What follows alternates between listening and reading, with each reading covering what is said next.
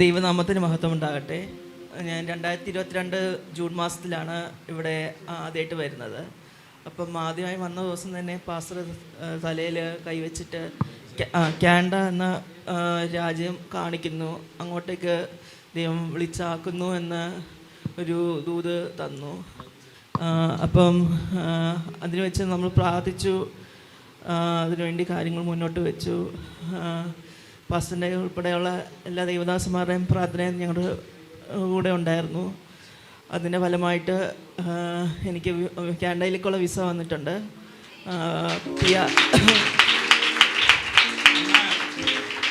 ഞാൻ PR വേണ്ടിയാണ് apply ചെയ്തത്. PR ആണ് ലഭിച്ചത്, ദൈവം തന്നത്.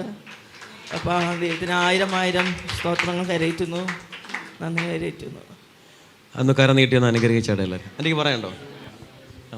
ഇന്നലെ ഇവിടെ പ്രേയറിന് വന്നപ്പോൾ പാസ്റ്റർ ഹരിയാണി എന്ന് പറഞ്ഞപ്പോൾ ഞാൻ ചെയറിലിരിക്കുമായിരുന്നു.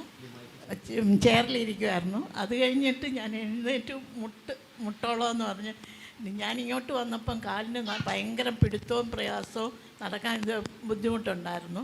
പക്ഷേ അത് കഴിഞ്ഞപ്പോൾ എൻ്റെ ദൈവം എന്നെ സൗഖ്യമാക്കി. സ്തോത്രം ദൈവത്തിന് കോടാനോടി മോൻ്റെ കാര്യങ്ങൾ കൂടുതൽ ടൈമില്ലാത്തതുകൊണ്ടാണ് പറയാനുള്ള. ഞാൻ അനേകടത്ത് പ്രാർത്ഥനയ്ക്ക് പോയി. പാസ്റ്ററിൻ്റെയും സിസ്റ്ററിൻ്റെയും പ്രാർത്ഥനയുടെ ഫലമായിട്ടാണ് ഈ പല തടസ്സങ്ങൾ. 2017 വിസ അടിച്ചു വന്നിട്ട് പാനത്തില്ല. അത് തൊട്ട് പല ബ്രേക്ക് വന്ന് പോകാനൊക്കെ അതിന് ഇവിടെ വന്നു പാസ്റ്ററെ കൂടെ ദൂത് ലഭിച്ചു.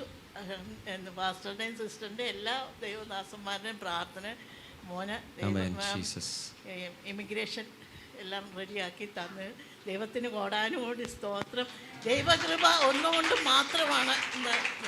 അവൻ ഒന്ന് കര നീട്ടിയ നല്ലൊരു അനുഗ്രഹിച്ചട്ടെ.